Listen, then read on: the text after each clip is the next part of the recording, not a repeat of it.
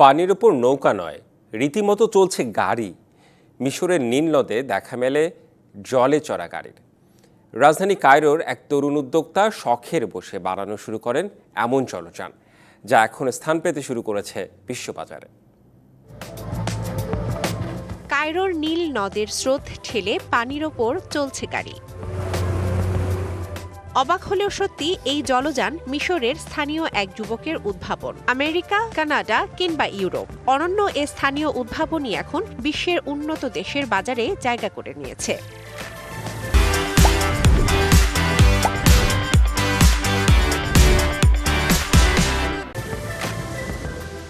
পানির ওপর চলা গাড়ি সদৃশ এই জলযানের নির্মাতা মিশরীয় উদ্যোক্তা করিম আমিন।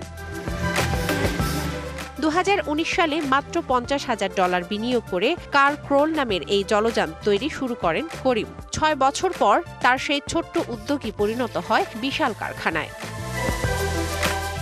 কার ক্রোলের অধিকাংশ যন্ত্রাংশ করিমের কারখানায় তৈরি হলেও ইঞ্জিন আসে জাপান থেকে।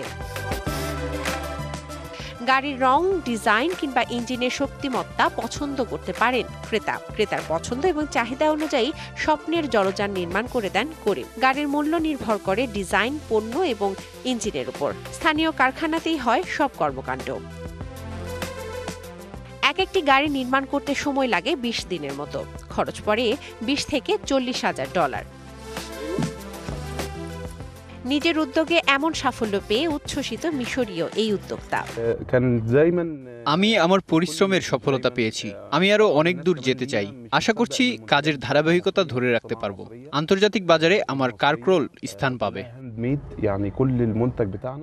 এখন পর্যন্ত প্রায় 1000 খানেক গাড়ি তৈরি করেছে করিম আমিনের প্রতিষ্ঠান। এর বড় অংশই রপ্তানি হচ্ছে বিদেশে। এ পর্যন্ত 70টি দেশে রপ্তানি করা হয়েছে এই জলযান। বর্তমানে প্রতিষ্ঠানটির বাজার মূল্য প্রায় $50 লাখ।